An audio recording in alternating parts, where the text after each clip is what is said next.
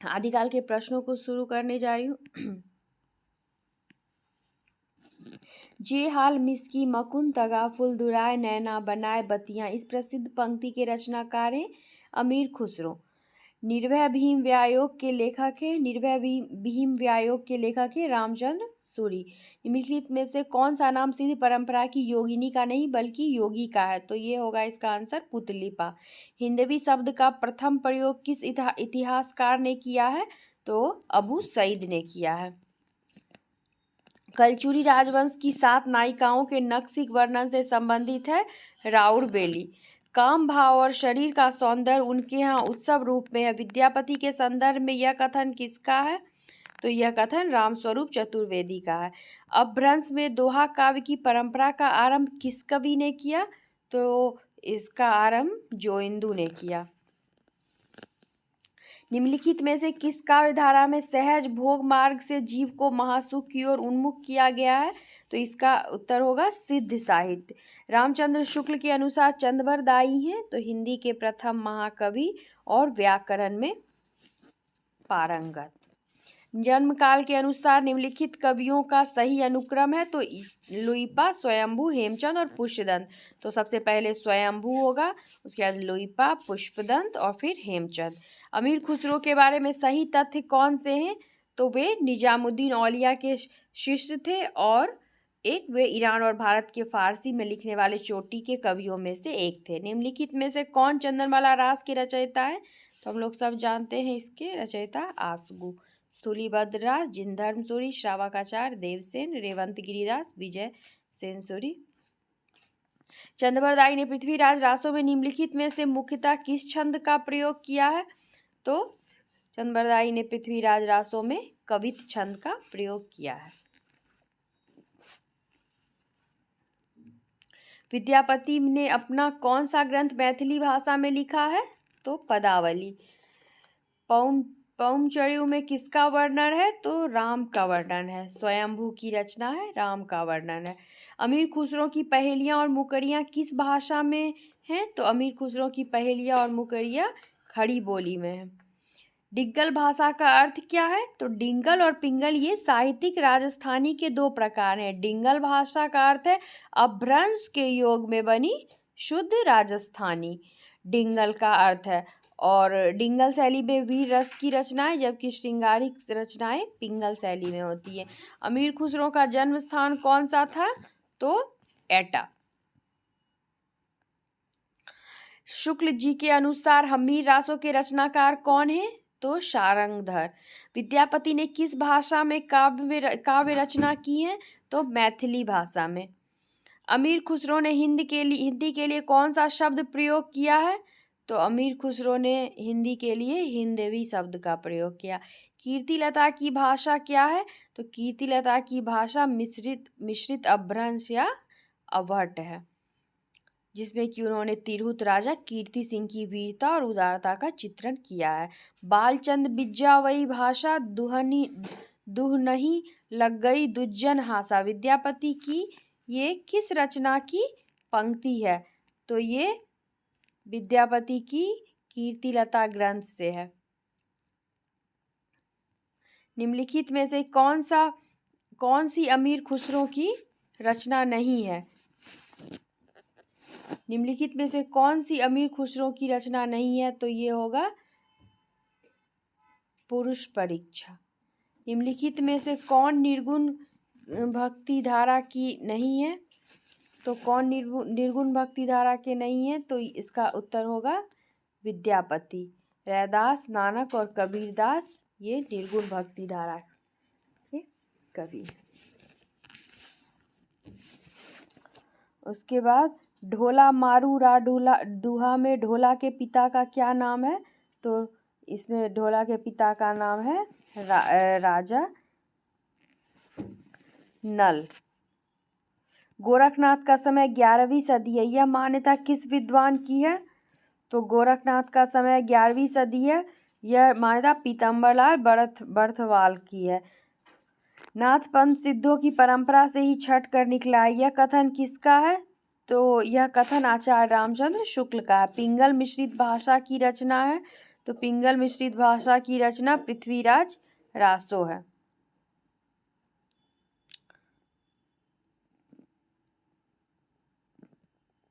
पिंगल मिश्रित भाषा की रचना है पृथ्वीराज रासो। पृथ्वीराज रासो की रचयिता चंद्रवर दाई हैं।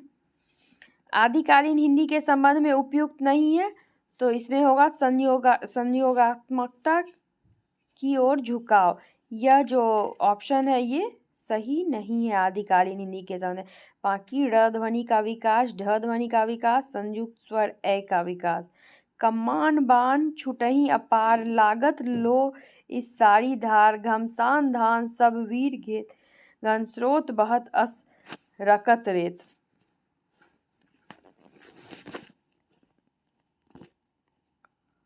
उक्त पंक्तियों में किसके मध्य होने वाले युद्ध का वर्णन है? तो पृथ्वीराज की सेना व समुद्र शिखर की सेना के मध्य होने वाले युद्ध का वर्णन है। यह कहानी 16वीं शताब्दी के बाद की लिखी हुई है और रासों में प्रक्षिप्त हुई है। पद्मावती समय के विषय में यह कथन किसका है? तो यह कथन हजारी प्रसाद द्विवेदी जी का है कि यह कहानी 16वीं शताब्दी के बाद की लिखी हुई है और रासों में प्रक्षिप्त हुई है। हजारी प्रसाद द्विवेदी जी की रचनाएं, आलोचनात्मक रचनाएं भी अक्सर एग्जाम में बहुत पूछी जाती हैं। तो एक बार नजर देख लेते हैं। सूर साहित्य, हिंदी साहित्य की भूमिका, कबीर, हिंदी साहित्य का आदिकाल, सहज साधना, कालिदास की लालित्य योजना, मध्यकालीन बोध का स्वरूप। तिब्बत के 84 सिद्धों की परंपरा कौन से सिद्ध से आरंभ हुई? तो इसका उत्तर होगा लुइपा। निम्न में से कौन आदिकाल के अंतिम चरण के सुप्रसिद्ध कवि हैं? तो इसका होगा अमीर खुसरो। हिंदी साहित्य का प्रथम महाकाव्य कौन सा है? तो पृथ्वीराज रासो। सुमेलित करना है गोरखनाथ और उनका युग, रांघे राघव। हिंदी काव्य में निर्गुण संप्रदाय, पीताम्बर दत्त बर्थवाल और नाथ संप्रदाय, हजारी प्रसाद द्विवेदी। सिद्ध साहित्य, धर्मवीर भारती। फिर भरत मुनि ने अपभ्रंश को नाम दिया है क्या? तो उन्होंने देश भाषा कहा है अपभ्रंश को। जन्म काल की दृष्टि से कवियों का सही क्रम करना है, तो सबसे पहले हो जाएगा ये जगनिक, खुसरो, श्रीधर और चंद्रबरदाई है। तो सबसे पहले चंद्रबरदाई, फिर जगनिक, फिर अमीर खुसरो, फिर श्रीधर। कौन सा ग्रंथ लौकिक चरित्र काव्य माना जाता है? तो भविष्यत कहा। भविष्यत कहा जो है वो लौकिक चरित्र काव्य माना जाता है, जो कि धनपाल कृत है। नाथ संप्रदाय के प्रवर्तक इनमें से कौन से हैं? तो हम लोग सब जानते हैं ये गोरखनाथ हैं, जिनकी आराध्य शिव हैं। हठ योग की साधना पे नाथ संप्रदाय आधारित है। महापुराण के रचनाकार कौन है? तो महापुराण एक आदिकालीन ग्रंथ है और इसे रचनाकार पुष्यदंत। इन सिद्धों एवं नाथों में सबसे पुराने हैं, तो सिद्धों और नाथों में सबसे पुराने मच्छंदर नाथ हैं। सिद्धों से ही नाथ संप्रदाय की उत्पत्ति हुई थी। इसके प्रवर्तक मत्स्येंद्र नाथ थे।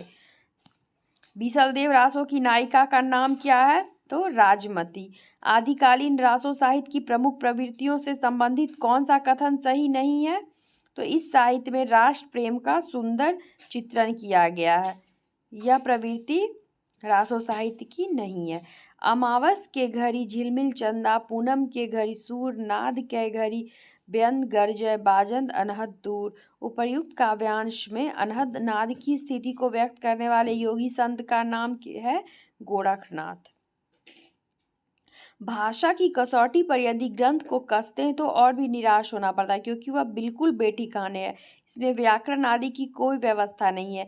आचार्य शुक्ल का ये उक्त जो कथन है वह किस ग्रंथ के बारे में है?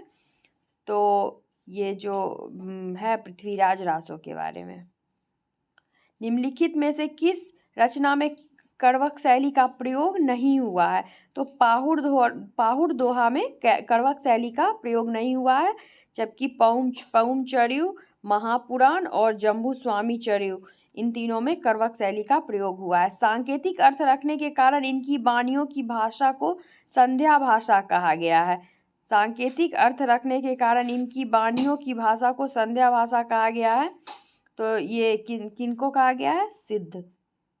आदिकाल के किस कवि की भाषा हिंदी के वर्तमान रूप के सर्वाधिक निकट है? तो अमीर खुसरो। पृथ्वीराज रासों में प्रमुख रस कौन सा है? तो वीर और श्रृंगार रस है। राहुल सांकृत्यायन ने हिंदी का पहला कवि किसे माना है? तो सरहप्पा को माना है राहुल सांकृत्यायन ने। सिद्धों की वाणियों को हिंदी काव्य धारा के नाम से किसने संग्रहित किया? तो महापंडित राहुल सांकृत्यायन। आदिकाल के कवि सरहप्पा की काव्य परंपरा में विकसित नाथ पंथ के हठ योग का पल्लवन आगे चलकर इनमें से किस कवि में हुआ? तो कबीर। बौद्ध धर्म के सिद्धांतों में देश की बदलती हुई परिस्थितियों ने जिन नवीन भावनाओं की सृष्टि की, उन्हीं के परिणाम स्वरूप सिद्ध साहित्य की रूपरेखा तैयार हुई। सिद्ध साहित्य के प्रादुर्भाव विषयक यह कथन इनमें से किसका है? तो यह कथन है रामकुमार वर्मा का। नागरी प्रचारणी सभा से प्रकाशित पृथ्वीराज रासों के संस्करण को प्रामाणिक मानने वाले विद्वान इनमें से कौन है? तो ये कर्नल टॉड जो हैं वो प्रामाणिक मानते हैं।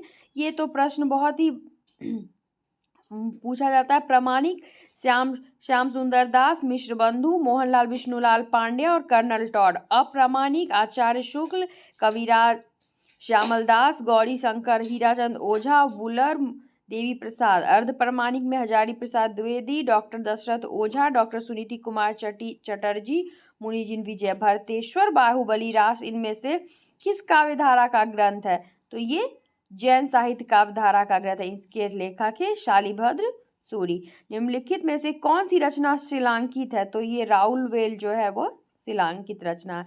आदिकालीन साहित्य से संबंधित इनमें से कौन सा कथन सही नहीं है? तो इसमें कौन सा कथन सही नहीं है? दोहा, कोश और चर्या गीतों की भाषा शैली में कोई अंतर नहीं है, यह कथन जो है सही नहीं है। बाकी दोहा आदिकालीन अपभ्रंश साहित्य का प्रमुख छंद है, सही है। चर्यापद एक प्रकार के गीत होते हैं जो सामान्यतः अनुष्ठान के समय गाए जाते हैं, यह भी सही है। और आर्यकालीन बौद्ध सिद्धों ने दोहा कोशों के साथ साथ चर्यापदों की रचना भी की, यह भी सही है। अब सुमेलित करना है कौन सा सुमेलित सही नहीं है? तो ये प्रबंध चिंतामणि सही नहीं है, इसका मेरुतुंग होगा। पाहुड़ दोहा, राम सिंह, नेमिनाथ चौरी, हरिभद्र सूरी, भविष्यत का धनपाल और नेमिनाथ चौपई, विनय चंद्र सूरी। जसहर चरित्र के लेखक कौन है? तो पुष्पदंत। ये भी बहुत आदिकाल के कुछ रचना बहुत पूछे जाते हैं। जसहर चरित्र के लेखक है पुष्पदंत, स्वयंभू पौमचर्यु, धनपाल भविष्यत का, अब्दुल रहमान संदेश रासक। दब सहाव पयास नामक अपभ्रंश में लिखित ग्रंथ की रचना किसने की? तो इस देवसेन ने की। बाकी आसगु, चंदनबाला रास, शालिभद्र सूरी, भारतेश्वर बाहुबली रास, जिनधर्म सूरी, स्थूलिभद्र रास। संदेश रासक किस प्रकार का ग्रंथ है? तो संदेश रासक जो है वो अब्दुल रहमान का रचित एक खंड काव्य है। संदेश रासक एक खंड काव्य है। आलवार संतों की संख्या कितनी मानी गई है? 12। कैमास वध किस ग्रंथ की प्रमुख घटना है? पृथ्वीराज रासो। अपभ्रंश भाषा में लिखित रामचरित कौन सा है? अपभ्रंश भाषा में लिखित रामचरित है पौमचर्यु। पृथ्वीराज रासो की भाषा क्या है? पृथ्वीराज रासो की भाषा है डिंगल, जिसे हम क्या बोलते हैं? अपभ्रंश और राजस्थानी के मिश्रित रूप को डिंगल कहते हैं, क्योंकि अपभ्रंश एवं ब्रज भाषा के मिश्रित रूप को पिंगल कहते हैं। निम्नलिखित में से कौन सी रचना अपभ्रंश के प्रभाव से मुक्त हिंदी की रचना मानी जाती है? तो बिसलदेव रासो जो है वो अपभ्रंश के प्रभाव से मुक्त हिंदी की रचना मानी जाती है। पंडित सल सत्य बखानई, देह ही बुद्ध बसंत न जानई, यह किसकी काव्य पंक्ति है? तो यह काव्य पंक्ति सरहप्पा की है। पंडित सल सत्य बखानई। आल्हा उदल नामक वीर सरदारों की वीरतापूर्ण लड़ाइयों का वर्णन निम्नलिखित में से किस ग्रंथ में है? तो ये परमाल रासों में। डॉक्टर रामकुमार वर्मा ने अपने इतिहास ग्रंथ हिंदी साहित्य का आलोचनात्मक इतिहास में हिंदी का पहला कवि किसे माना है? तो इन्होंने स्वयंभू को माना है। नाथ साहित्य का आरंभकर्ता किसे माना जाता है? तो गोरखनाथ को माना जाता है। हिंदी का प्रथम महाकाव्य किसे माना गया है? पृथ्वीराज रासो। ये प्रत्येक देश का साहित्य वहाँ की जनता की चित्तवृत्ति का संचित प्रतिबिंब होता है। ये कथन किसका है? तो ये रामचंद्र शुक्ल का कथन है। आगे प्रश्न आगे वीडियो में। धन्यवाद।